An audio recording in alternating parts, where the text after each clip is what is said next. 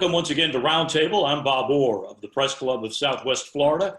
And today we have a very interesting topic. We're talking about the media and what it might look like in a post-Trump administration world. We have a special guest joining us tonight. We're excited about that. He's the executive director of the American Press Institute, Tom Rosenstiel. Tom's an author, a journalist, a widely respected media critic, and frankly, one of the country's leading voices on things like media ethics, best practices for journalists, and the future of news. So Tom, thanks very much for joining us tonight. Glad to be with you, Bob. Thanks. We've got some good questions lined up for you, I think.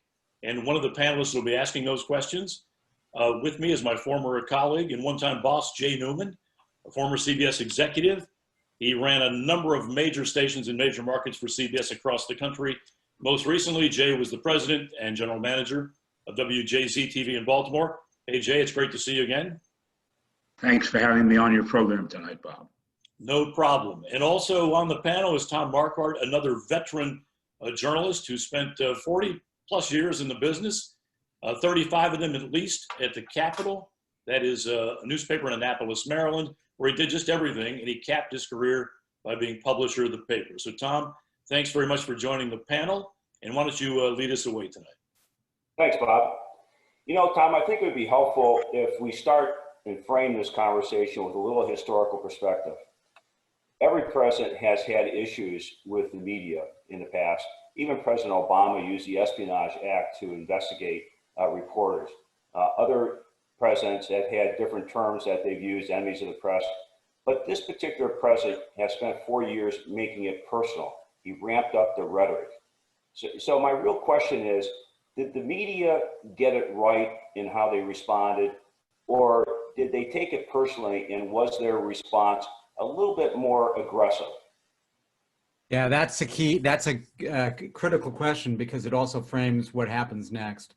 I think when you accuse the press of being the enemy of the people and fake news and use the kind of rhetoric that Trump did and use it as aggressively and consistently, you're setting a trap for the press.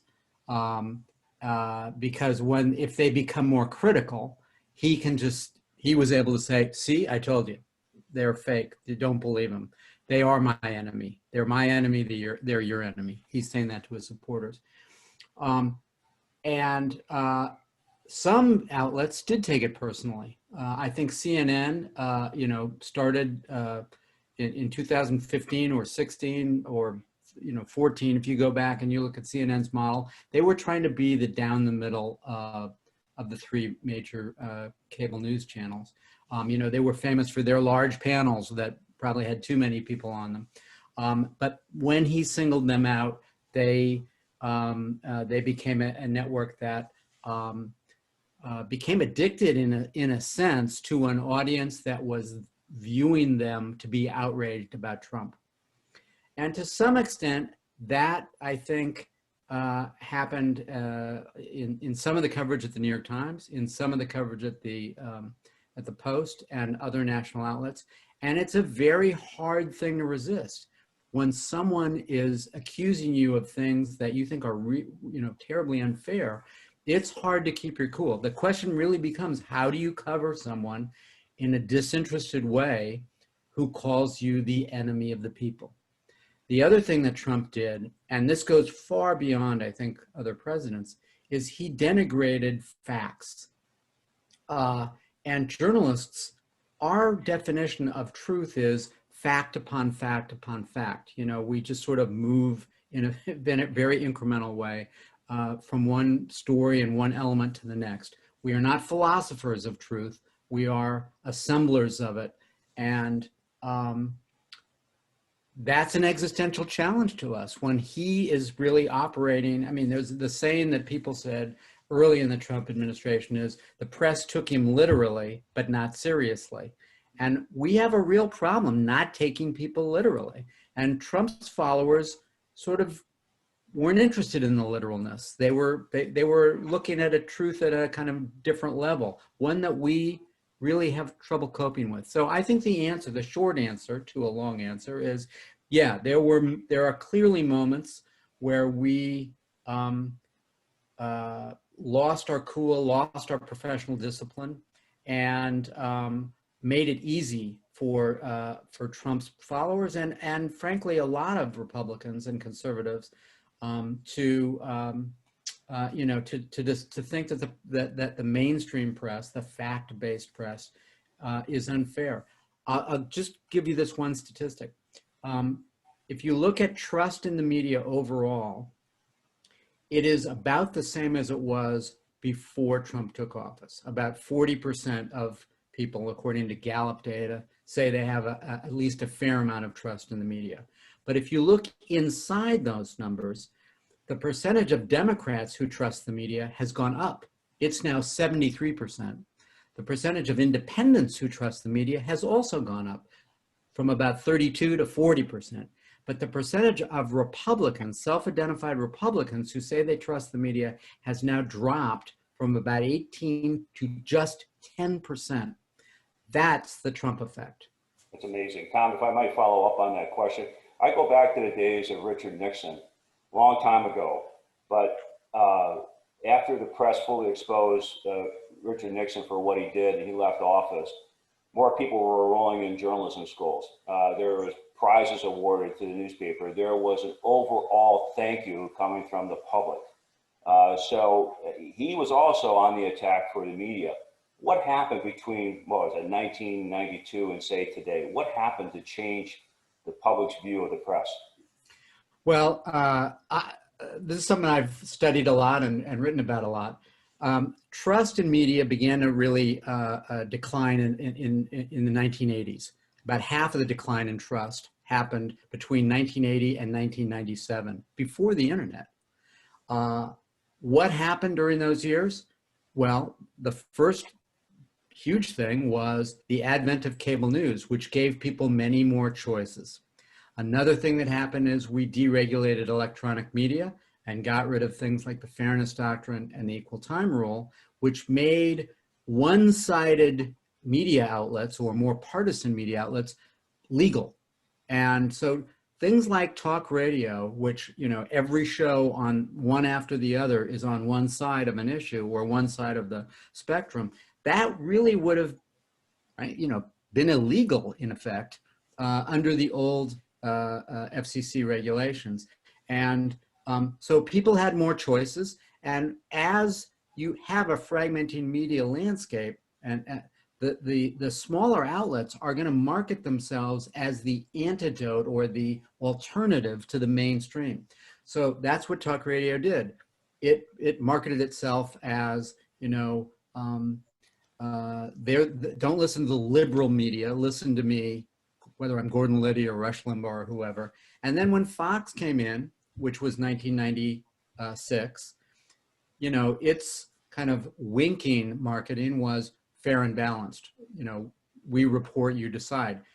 A kind of Orwellian use of this language, but it was, you know, a subtle way of saying the rest of the press is not trustworthy, but we are. And then, you know, there was a reinforcing effect. Political actors were more willing to say that, more brazenly willing to say that. I mean, Ronald Reagan did not attack the media in any of the, to any of the degree that George W. Bush did. You know, the people in the second Bush administration were much more brazen in attacking institutions like the New York Times than folks in the Reagan administration were, because they had other outlets. They could cherry pick to Fox or other places, which, you know, back in the day of an oligarchical media, political leaders just couldn't do that. Finally, one more follow-up question. I'll turn it over to Jay. So, you know, 70 million people voted for Trump. Fox is the #1 station. Their commentators are top of the list. Yet the media is being portrayed as fairly a liberal organization. Do you think because of this sort of change, this sort of drift, that the press, the liberal press, is imperiled in any way? Yeah, I do. I worry about that a lot. Look, the way I think about it is the press exists. The press is an artifact of the Enlightenment. There wasn't a press before there was the notion, and part of this is coincidental, you know, the printing press in 1450 and the Enlightenment starting, the first newspapers around 1604. What the press does is it makes information that was once held by the court, by the few, by the people around the monarch, available to the many. It makes information more democratic. It creates a public square with a common set of facts. And we're in a situation now where there may be a public square, but people are huddled in their own little corners of it. And it's not clear that we have a common set of facts. And I fear, frankly, that particularly the cable channels played into that. You know, there's, to some degree, I worry that journalists are killing the profession from within without recognizing it. Jay? Tom, I'd like to drill down a little bit on more on some of the points you made, and specifically the cable news.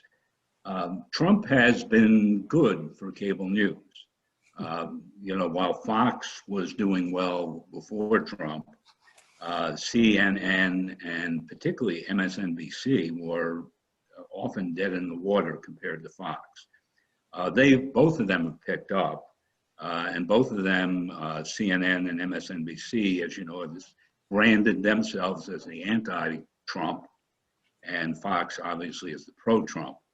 What happens going forward on that? Are they gonna, you know, disintegrate in terms of viewership and go back in the box and do balanced news, all of them, other than Fox? Or do they continue to brand themselves on the political spectrum? Yeah. So, you know, prior to Trump,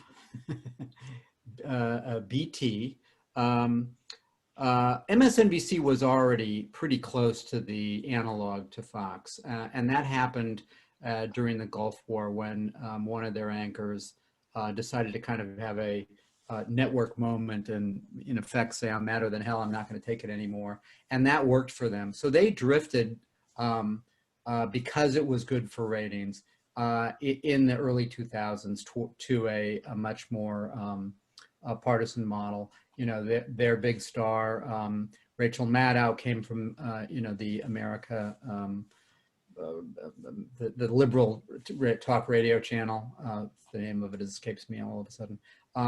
And, you know, Lawrence O'Donnell, they've got a liberal lineup, particularly in the evening. You know, they do employ NBC news folks during the day. But the problem that you have in TV land, you guys know this better than I do, is you become sort of dependent on your lead-in audience, right? And if you're the channel that folks watch in prime time because they get their outrage on, you know, and they sort of put the facts of the day into a context that makes me feel comfortable again. So they're offering comfort to the outraged. It's hard to deviate from that during the day when you're supposedly doing news, and because your audience is now conditioned for this. MSNBC was basically already there. This was a shift for CNN. And I don't know what they do. I mean, all through the Obama years, MSNBC was really sort of the defender of the Obama administration and fending off the outrage of the right. And they will continue to do that.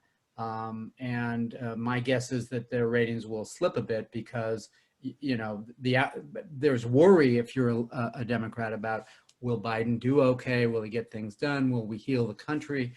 But you're not checking in to see what the latest outrage is going to be.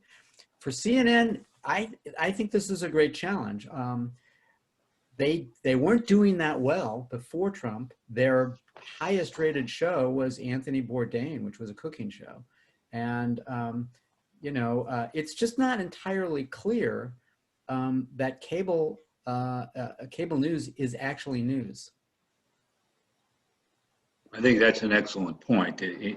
I think people look at cable news as news, but they're really the video version of talk radio in a certain sense. Let's talk a little bit more about talk radio. The general consensus, I think, in the broadcasting business is that liberal talk radio doesn't work particularly well, and conservative talk radio does. And if you look at all these markets, local radio stations that have the syndicated Hannitys and Becks, Rush Limbaugh are the ones that tend to do well and have local people that follow suit. In fact, in Fort Myers, Naples market, the #1 station, at least in terms of total listenership, is WFTX, I believe, which is a local / syndicated talk show, with a minimal amount of news on the hour. How does talk radio evolve, and do they continue to really set in some respects, the political agenda for the country? Yeah, I think that's a really interesting question, because there is by default, almost just structurally, there is a kind of a class element to talk radio. If you are a white collar office worker, you're not listening to talk radio during the day. You've got to be in your car or someplace where it's okay to be listening to the radio. And I think part of the increasing populist nature of the Republican Party is because, folks who are in there, blue collar folks are, find it entertaining, and then it shapes their worldview. I mean, the Republican Party is a different party in part because of Rush Limbaugh, not because the intellectual leadership in the House, is thinking of new ways about policy. That's also aging out. A lot of these guys, emerged in the late 80s and early 90s. Rush Limbaugh is not a young guy. And I don't know what happens there. You're not going to be watching TV in your car. So OANN is not going to be reaching these people. But they may recognize, we need to actually be a radio channel as much as a TV channel. But the thing that Ailes did when he started Fox was the classic problem of cable news. I know we're flipping back and forth between me, but the classic problem of cable news was it spiked up and down with events. Right, the Challenger disaster, CNN's ratings go up. The Gulf War, CNN's rating, and then they would drop down to a kind of low base again of 300,000 or so, a little bit more, but not 400. And Ailes recognized, I can create a consistent audience at night by essentially creating talk radio TV. So he built his network around personalities like Hannity, and the others, and Fox has even managed, as that lineup shifts, to create new personalities like Ingraham and Tucker Carlson. CNN has really never succeeded at that, and MSNBC, to a lesser extent, but not in the same way. So talk radio, you're going to have to find new personalities who have that gift, who have an ability to, it's a kind of genius to do it on radio, because these are not call-in shows. This is one person sitting there kind of refracting the world out of his or her head. And by the way, it's almost all his. The only thing I would note before quickly throwing it over to Bob is that if you look at ratings, the number of people that talk radio and syndicated talk radio national shows reach in the course of a week is much, much greater, as you know, than anything cable news or network news is going to reach. Yeah. I mean, these guys are on for several hours a day, and but it's one, they're tuning into that guy. Whereas with CNN, you can get a cumulative number through the course of the day, but you really don't know what it means. It could be the same 400,000 people just over and over. Tom, let's change gears just a little bit. You talked about how Trump kind of set a hook for the press and they took it hook, line, and sinker. I want to talk about the behavior of the press and their relationship with the presidency and maybe going forward. I remember back when Dan Rather stood up and questioned Richard Nixon, and he said, "Are you running for something, Mr. Rather?" And Rather said, "No, sir, Mr. President, are you?" That was his comeback. Now they stand up in the press briefing room and they come this close to calling the president a liar. He may be wrong on the facts, but whatever happened to the idea that there were some boundaries? Do we get back to those boundaries? And how does the press adjust off of Trump and cover Biden? I think that is the critical question, and of course, we don't know, because now you're asking me to make predictions, and that's always a fool's errand. But I think that the natural instinct we have as journalists is to sort of demonstrate our professionalism and our fairness, and I think there will be an instinct to be very tough on Biden. Because we want to prove that Trump was wrong, that we were not we weren't the enemy of the people, we're the watchdog of the powerful. How will Biden deal with that? He may get very flustered. Who's going to be his press secretary? How good will they be? I mean, I think that person's been named, but it's a lot different than, being the president of the United States is dramatically different than being a candidate, just dramatically different. A campaign is a very simple organism. You've got a message. It's the only message you put out. Things are not being thrown at you at the same way, and you can limit your exposure a lot more than you can in the White House. So I think that what I would predict, which is foolish, is that there'll be actually a kind of early toughness of Biden to prove that we're not, that we weren't just anti-Trump. It will calm down some because Biden is just not as combative and pugilistic, and he'll do things that the press likes, such as hold daily briefings that are fact-based, et cetera. And that will calm everyone down. And then he will be frustrated by a Republican Senate, or by not getting things done, or the natural course of a presidency that doesn't usually go all that well. And the press will kick in with its real politique critique. Oh, Biden's a good guy, but he's been frustrated. He's been outmaneuvered by McConnell or whatever it is, and we'll lean on that default. I'm a little worried, though, and I don't know if you are. I'd like you to speak to this. Are we raising a whole new generation of journalists who have watched this model where gotcha journalism is really what it's all about, and you become a star if you've got the guts to call out the powerful?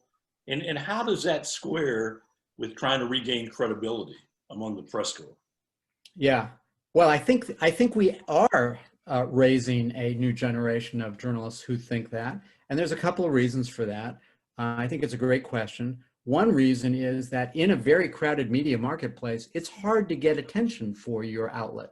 And one way of doing that is to ask questions that themselves almost make news. The question itself was so sharp. Now it's standard fare that, the network carries the question of its correspondent, and that's the answer that they run on the air that night. And so there's a performative quality to what happens at the White House. In the early days, by the way, if you go way, way back, you guys are mostly TV folks, but the print press corps before Dwight Eisenhower did not want to allow cameras into press conferences, because they said press conferences will become theater and not news gathering. Now, they were much more dignified things, in the 60s and 70s than they were then. And as you say, rather awkward comeback to Nixon was shocking. And today that would just be considered, well, that was sort of they're just jousting. Part of this is cultural and goes beyond the press, right? We are not as respectful of institutions as we once were. We have been through Vietnam and Watergate. We expect leaders to dissemble. And, I remember Joe Lilliveld, when he was editor of the New York Times, saying, we've reached a point, and this is 30 years ago, saying it's no longer sufficient for the press to quote the mayor at the garden party if we know that the mayor is under investigation and what he just said is a lie. People want more context, and you know, you have to sort of tell the truth about the facts, not just provide the facts. That's number one. The second element is we've got a whole generation of journalists who have grown up in a partisan media environment. The kind of reporting that you would see on the CBS Evening News 25 years ago, there isn't that much of that anymore. And when we talk about the trust data, one of the alarming things or worrying things is that the group that is the most distrustful of the press after Republicans are millennials. People under 40 who grew up in this environment where the majority of news outlets do not follow this model of fairness and trying to be disinterested. Some of our other participants have a question in mind. Why don't you get that formulated? Send me a little chat note or just raise your hand. But let's take another round from the panel. Tom, why don't you take it away again? Microphone, Tom. Microphone. Unmute your microphone. There you go. And so it sort of bothers me that, you know, in the past, it seems like there was more double checking on facts, and that the press, in particular print press, will sometimes require at least 3 different sources to confirm what we heard. And it just seems like a lot of that is slipping, that especially in the immediacy of Twitter and immediacy of Facebook and things like that, that there is more of an urgency to be first, not right. Have you seen any slippage in that, Tom?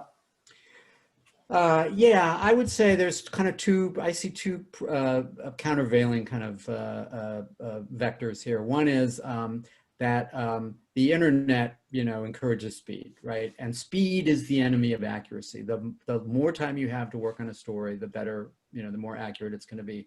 That's why, by the way, there would be more mistakes on cable than there were on the network newscast. If you have 8 hours to work on that 18-minute newscast, you're going to make fewer mistakes. Now everyone is in the breaking news business. And so there are more errors. You have to post sooner. Stories are more shallowly reported than they once were. The countervailing and somewhat more optimistic pressure is we have moved beyond, in many ways, the click culture of the first generation of the internet. And the reason for that is because the advertising that we get from click culture is just not sufficient to support really any news organizations.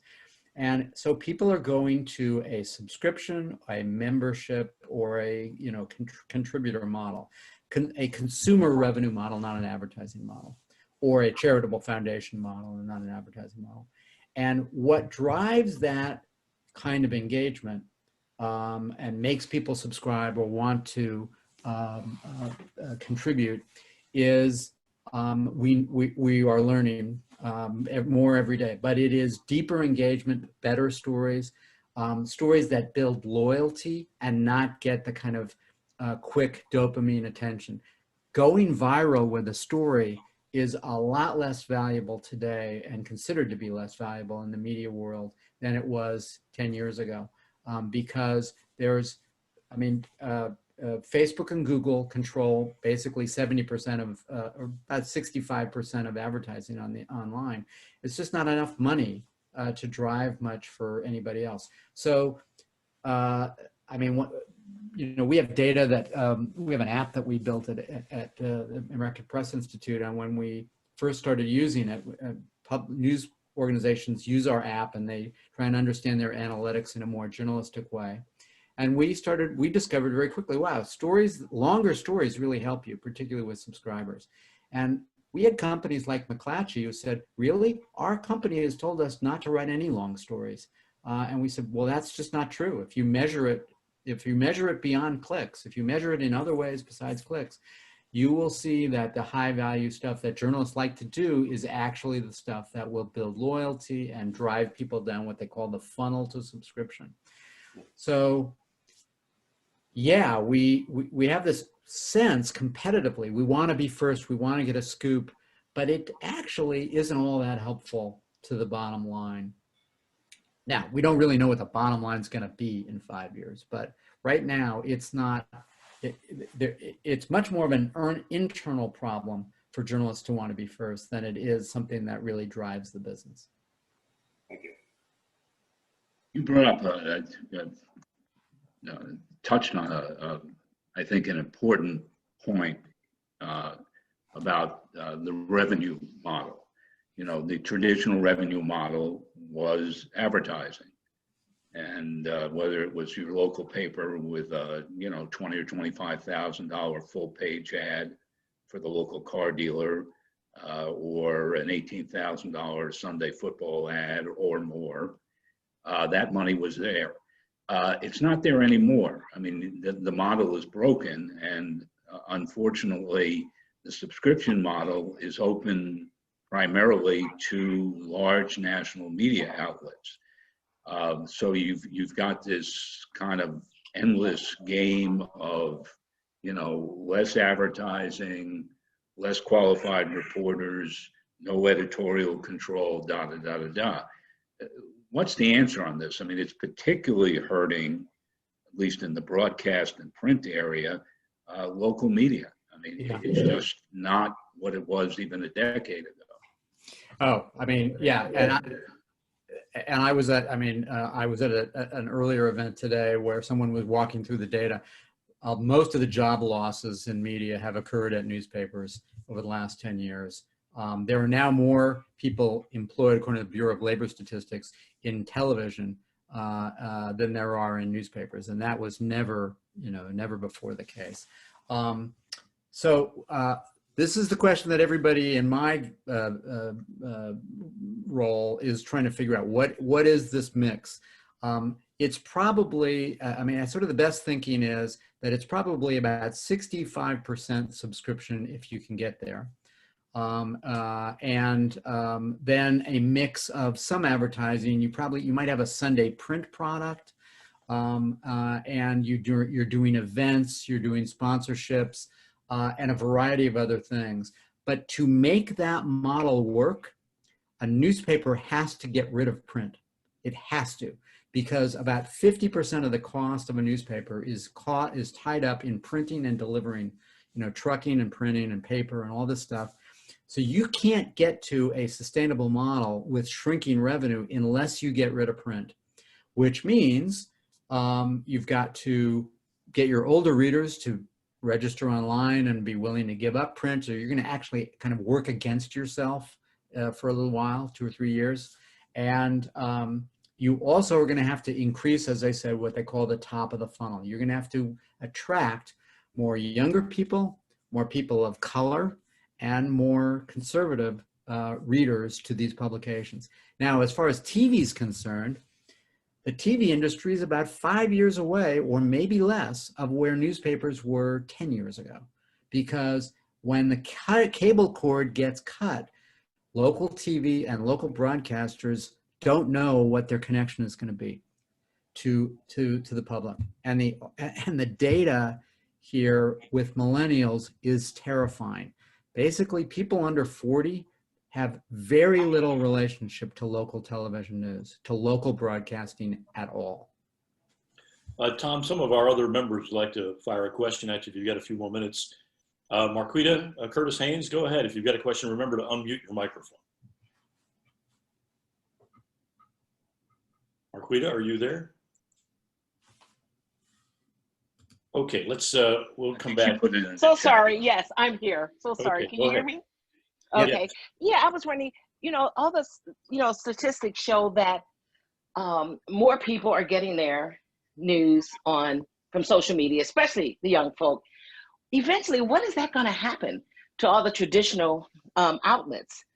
The cable outlets and the traditional evening news shows, and there's so much misinformation, and that's the tricky part, especially for millennials. This is their base, and what you were saying earlier about the facts, everything is so short. The information is not there. It's just not there. Even with a lot of the local shows now, with their 15-second stories, you're left with so many unanswered questions. But getting back to my original question, what's the future of outlets, the traditional news outlets, with growing numbers of people going more towards social media for news consumption? Yeah, well, so there is some reason for optimism.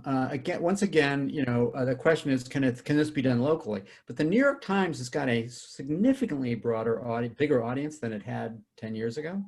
In the print days, it sold 1 million copies a day, and then it had a readership online of about 3 million. Well, they're now over 5 million subscribers, digital only subscribers. And how do they get, and it's a younger audience than it used to be. How did they do that? Well, they kind of find people where they are, right? Podcasts, newsletters, they're good in social media and these other platforms. And the purpose of those is to bring people to their core digital product, to the website, to become subscribers, to get even their TV show the TV show deal they have with Showtime. That is basically to introduce the New York Times. I mean, they make money from Showtime, but ultimately that is to get people to say, wow, the New York Times, I'm going to check that out. So these other platforms are in the end going to be a way to to draw you to a core product, but you have to continue. You have to sort of find people where they are. That's going to be a much harder thing for broadcasters, because newspapers since the 1960s have been an elite medium. I worked at the LA Times for 12 years. Our penetration rate in LA was about 25% of households. You'd be out of business as a broadcaster if the broadcast industry only reached 25% of households in a market. The New York Times has 11% penetration in the New York market, probably lower now. A highly local paper might have 40%, but broadcasting's got to reach a lot more people traditionally. So I'm not really, I just don't think we know what happens to local broadcast. The other challenging thing is, in the United States, our media was heavily local. If you go to England, you go to a lot of other countries, particularly smaller countries and parliamentary systems, they have more publications that are sort of aligned with parties, and many of those publications are national. Our media here was heavily local, and that was because of advertising and the size of our country and a lot of other things. And that's shifted. That has shifted, and I think that has important ramifications for our democracy, for our civil culture. Okay, let's go to Laura Greenius. Laura is an investigations editor for USA Today Network here in Florida. Laura, go ahead. Hey, thank you so much for having us. And Tom, great to meet you, see you. I was at the Times, the LA Times, for 15 years, 92 to 07. I think we overlapped in there. We did. We overlapped for 4 years then. Yeah, but you were done. Were you on second floor? I was by then I was in DC. I was a national correspondent in DC. All right, with David Lauder? Yeah. Was he the bureau chief at that point? Oh no, David was a punk. Oh, he was a reporter at that point. Reporter. Good. Oh, cub reporter. Okay. Well, thank you for being here. I was interested in the data that you were showing on the click and viral stories versus the longer, more context stories, and particularly as an investigative editor, while I was looking to see how many subscriptions came in on that deeply reported, long time spent on that article. And I still see it coming in on all of those viral Costco man stories. Yeah, right. I'd like to hear more about that. So I mean, I think the USA Today Network is is a little bit of a different beast than maybe the Minneapolis Star Tribune, because it's not as intensely locally identified.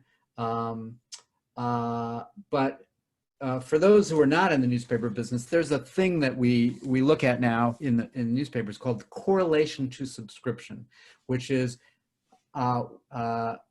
did a person who subscribed read that story in the last whatever. The poor way of measuring that is, did it lead to an immediate subscription, which I think is silly, because the decision to actually subscribe to a publication is a thing that probably takes the data would suggest, like over a year, you say, well, this is an interesting publication. I find myself using it more and more. And by the time you actually make the decision, you've been thinking about it a long time. So the tipping point article may or may not be something that actually drove the decision.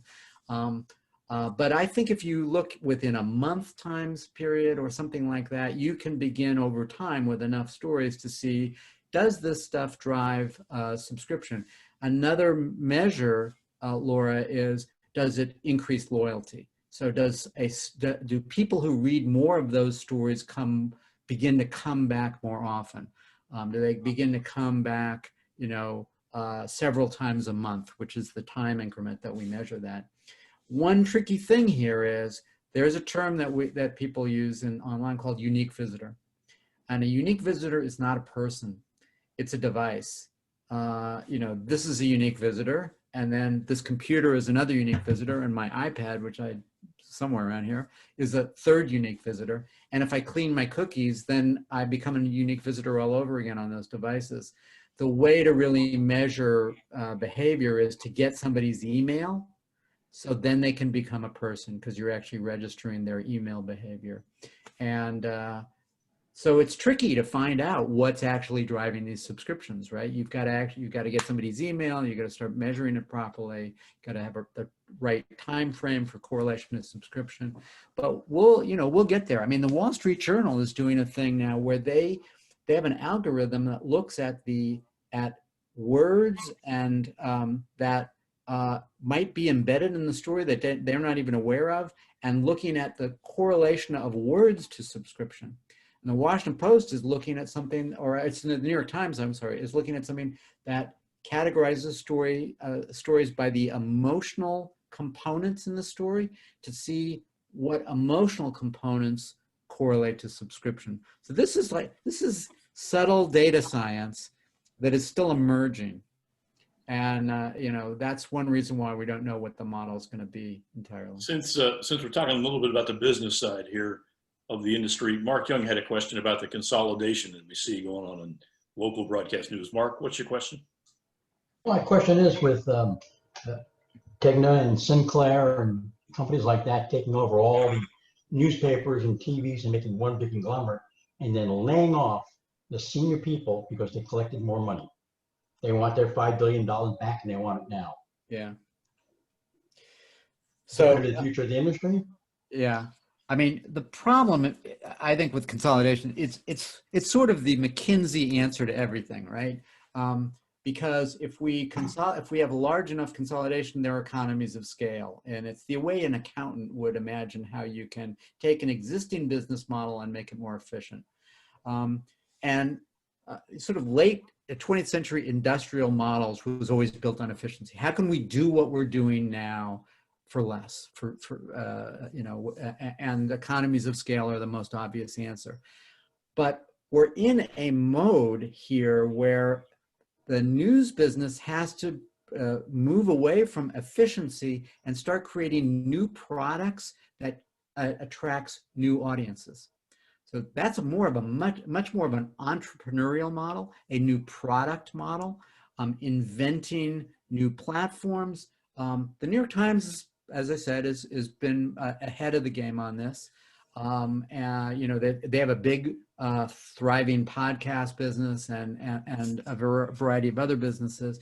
It's super hard to do when you're smaller and local, but we have to really get into a new product, new audience mindset, which is much more of a new economy entrepreneurial mindset than and the consolidation model really has sort of two there are two kind of players there. One would be the hedge fund guys who I think are consolidating, and they're harvesting they're harvesting newspapers, and they're going to begin to harvest local broadcasters eventually, and going to kind of take what they can out of them, and then there'll be a hollow shell left. The other model, which I would say is the Tegna and Gannett model, is consolidate and hope that the efficiencies that you get from that will give you more runway to figure out the next business model. I don't think Gannett is in there to harvest. I don't think Tegna is in there to harvest, but I think they are hoping that having more and being able to kind of work the old model for longer will give them more time to figure something out. Okay, we're going to do one last brief round with our panelists, Tom, and I'll start this time. Let me just turn it back a little bit to coverage and the behavior of the media again. And I want to talk about bias. There's a lot of talk about bias, you know, you're biased, no, you're biased. And really what people are saying is that they want an echo chamber reward for watching. They want to watch a source that reinforces that they're thinking the right way.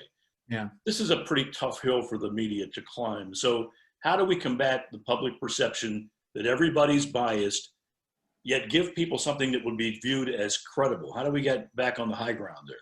Yeah. I mean, to me, that's the most important. I mean, I know the financial stuff's important, but to me, that's the most important question. The more that we give them a partisan product, the more that they want that. So we're conditioning our audiences, and particularly during the Trump years, we conditioned our audience to want something that was reinforcing, that served confirmation bias, that fed their outrage. You know, I see it, my father-in-law, he's got MSNBC on all day long. When I'm on a Zoom call with him, I can see the reflection of the television in his eyeglasses. And I'm thinking, man, that's like going right into your brain, pal. So that's a significant problem. And it's a problem for the New York Times and the Washington Post.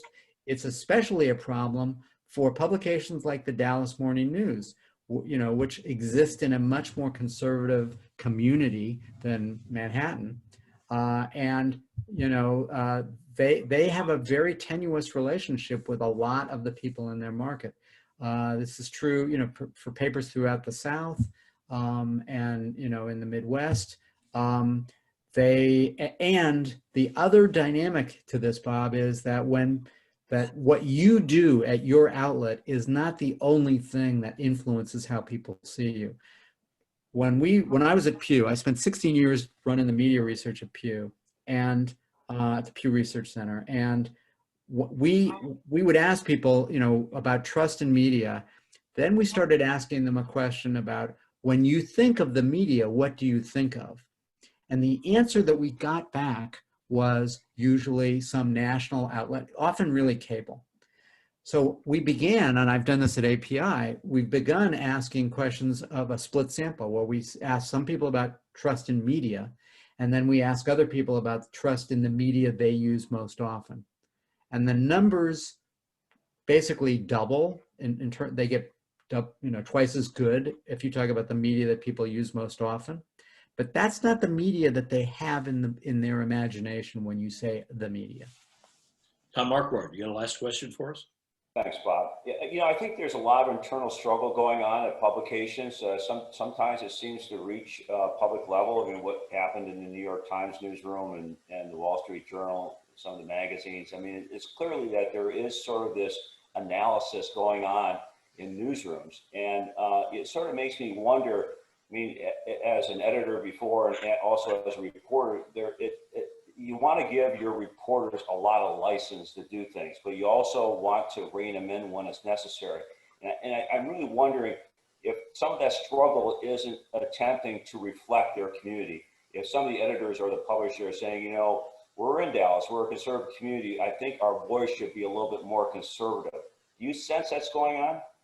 Yeah, I mean, I think there's a couple of things going on. One is a generational split, a culture war. There's a coming culture war. It's actually already started in newsrooms between folks who are younger, who want a more analytical approach.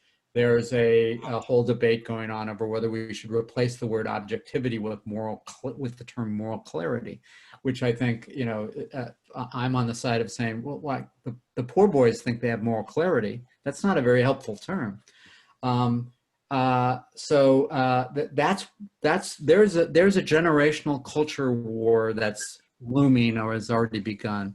And the other dynamic here is, yes, and there's even research on this, the bias that publications assume is the bias of their community.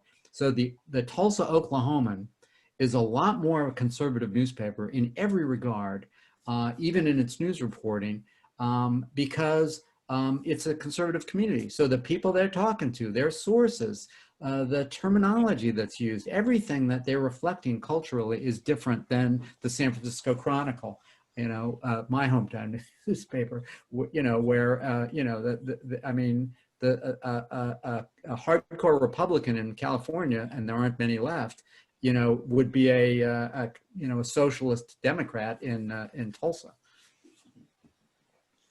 Jay Newman, you got to wrap up for us? I'll wrap it up. You know, way back when I was working with people like a young Bob Orr, well, he still has a lot of hair. When I worked for a while as a corporate guy for CBS over all the O&Os, we used to tell our news directors, and we tried to tell our reporters, that you're somewhat not just in the facts business when it comes to local television, but you're in the shared community experience.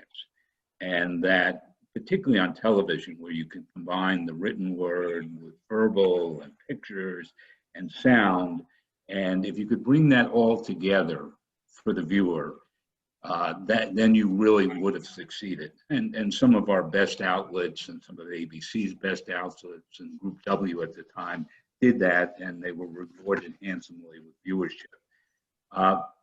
With the fragmentation of media now, I fear the loss of shared facts, shared community experience. I mean, you find even now when you go out and talk to average people, they don't know about even major things going on. Is this ultimately a threat? I mean, I don't want to get too heady about it, to our democracy, to our society. Did some of this enable other Trump type characters to succeed in the future? Yeah, I mean, I think it absolutely did, Jay. You know, there's an old line from Joseph Pulitzer that the Republic and the press will rise and fall together. You know, the press is wounded. There's a lot of factors that have driven that. One we haven't mentioned is the platforms, Facebook and Google and Twitter and Instagram. Facebook defines meaningful engagement as whether somebody shares or likes something. And what is it that you share and like? It's something that makes you really happy or really angry. In the news business, a story that we think is great is a story that is entirely new, and people say, huh, that's interesting. I don't know what I think about that. You don't like and share on Facebook the thing that you said, huh, that's interesting. You know, if something shows up about that again, I might look at that. It's a semi-conscious thought process anyway. If Facebook wanted to, it could make half the things that show up in your stream things that are local, that you hover over and don't share or like. But they don't do that because they don't make money from that. But their algorithms reinforce this. Their algorithms reinforce what people call the filter bubble. Our political leaders reinforce fragmentation. The technology explosion reinforces fragmentation. This is what we call a wicked problem. You know, there's not one thing you could do. But if I were going to do one thing, I would change the algorithms at the platforms, because that will change the behavior of the next generation. It will, you know, one last little bit. 50 years of media research has basically proven one thing, which is the media doesn't tell us what to think, but it tells us what to think about. It has this agenda setting influence. And if my stream showed me stuff that was local and interesting, but that wasn't going to make me share and like, or only some of it would, that would change the agenda and create a more common set of facts. That's a lot to think about. And I think you've teed up a number of topics for us to go forward with, Tom. Thanks for that. Our thanks to the panelists, Jay Newman and Tom Marquardt. Special thanks, of course, to Tom Rosenstiel. I hope you will find us down here in Naples. You have friends at the Press Club of Southwest Florida. You're always welcome. We appreciate your time and your insights tonight. Thank you, Bob. I have to say, this is one of the best produced Zoom shows I've ever seen. Did you guys ever work in television? for a few minutes when Newman wasn't giving me grief. I'd like to thank everyone for watching. This has been the Roundtable from the Press Club of Southwest Florida. If you're watching on YouTube, please make a point of liking us and hitting the subscribe button. Thanks again to all of our panelists and to Tom Rosenstiel.